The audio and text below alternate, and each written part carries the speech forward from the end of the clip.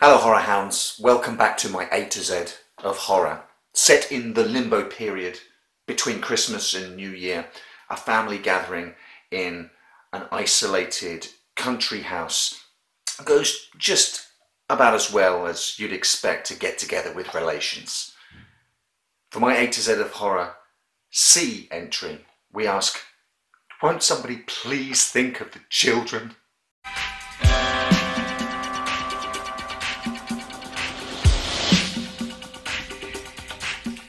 This series of videos is inspired completely by Jambo Shango and Randy Mills' own A to Z of horror, and in the description field below I will link to their video for C, and I urge you to check them out.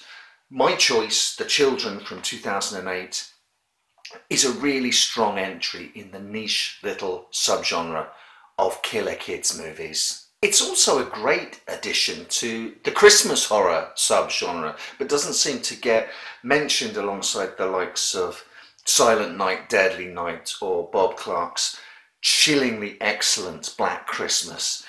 And it's a shame because The Children is an extremely well put together horror flick which sets out its premise and steadily builds upon it, building tension from initial unease through suspense to bloody horror.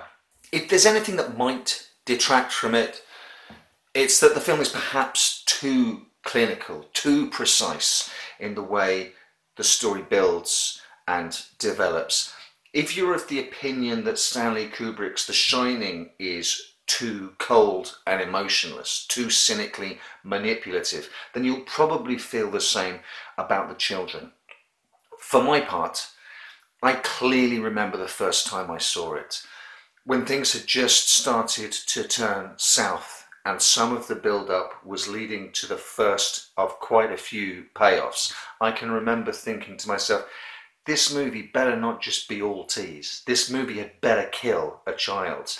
And about 5 minutes later, I probably swore out loud and was gripped for the rest of the movie. Writer-director Tom Shankland is not afraid to go to the places that his simple premise dictates. Again, this might turn some viewers off. I saw it as fulfilling the contract between filmmaker and viewer. I truly believe that film students could learn an awful lot about how to efficiently and effectively present well-rounded characters with complicated interrelationships, as well as how to build and sustain suspense by studying the children. Killer kids. Look, there's something fundamentally unnerving and primal about children turning on not only adults but their own parents. The ancient Greeks wrote plays about it, and Sigmund Freud wrote papers about it. Remember how eerie it was when you first watched Night of the Living Dead and the reanimated little girl took a trowel to her mother. Any film that features diminutive killers is going to bump up against Nicholas Roeg's Don't Look Now. And the best advice I can give is probably just to roll with it, and The Children certainly does roll with it. Here the red duffel coat is replaced by a bright yellow plastic Mac, and it's no less chilling. But the snow-covered winter setting lets a lot of other brightly coloured children's items pop out as an indication of danger, just like the yellow barrels indicated the presence of the shark in Jaws. As well as the Mac, there's a red wooden sledge, a blue colouring pencil, a yellow tent in the garden. Don't go into the tent. And of course, blood looks great on the snow. It's a violent film for sure. There are murders. They are bloody. But the film skates up to gore without being excessive or exploitative. It doesn't ever cross that line. The violence is used like punctuation to ease off the pressure after a slow build of suspense rather than the subject for set pieces. They do, however, these violent interludes retain the ability to shock. In a way, The Children is able to relish in hints of Lucio Fulci without becoming exploitative.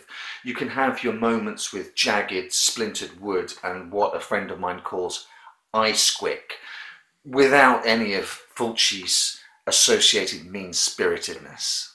As our main protagonist hero, I guess, stuck in the middle of the psychotic children and the willfully disbelieving adults, is teenager Casey. She's generationally the midpoint around which this whole bloody affair pivots. She's not so old that she's blind to what's going on, but she's too young to be believed by the adults. And we're left wondering if she's old enough to avoid the infection, which takes the youngest first and then moves on, or just young enough to eventually want to turn on the older generation. The ending will make you think of the ending of The Birds, and repeat viewings will uncover a piece of throwaway dialogue here or there towards the start of the film that makes you conclude that, as well as a Christmas horror movie, as well as a Killer Kid movie, The Children is also an end of the world apocalypse movie. But is it also a satire? Whilst there's clearly an element of infection going on in this movie, an early line from one of the mothers, they're like sponges at that age about the young children, adds the sly possibility that there's some element of monkey see, monkey do at play here. There are certainly tensions and conflicts between the adults, not too far beneath the surface. Take away the thin veneer of society that the kids have yet to develop, and it's easy to see those conflicts played out on a much more brutal scale. I think it's also poking a little fun at a generation of trendy liberal parents who swill wine and make plans for homeschooling, alternative medicine, teaching their children Cantonese whilst disciplining them with earnest conversations and a system of gold stars rather than just telling them the fuck off. But if there's satire here, it's subtle. You can take it or you can leave it. There's no camp or tongue-in-cheek with the children. The only way a film like this can work is if it takes its subject matter seriously. And more than anything else, this film is about children becoming psychopathic killers. Shanklin gets the absolute best out of his youngest performers by not asking them to do much of anything. They're not drooling maniacs, they're not zombies, they're just children. He films them beautifully, and when they need to be creepy or menacing, he has them be still and silent, and it's incredibly effective.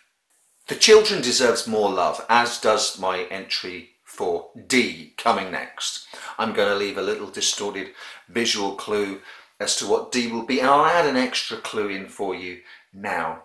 The next film could have been my entry for C if I'd have called it by its English title. Instead, I'm keeping its original, much more poetic name, when in the next video we find out the D is for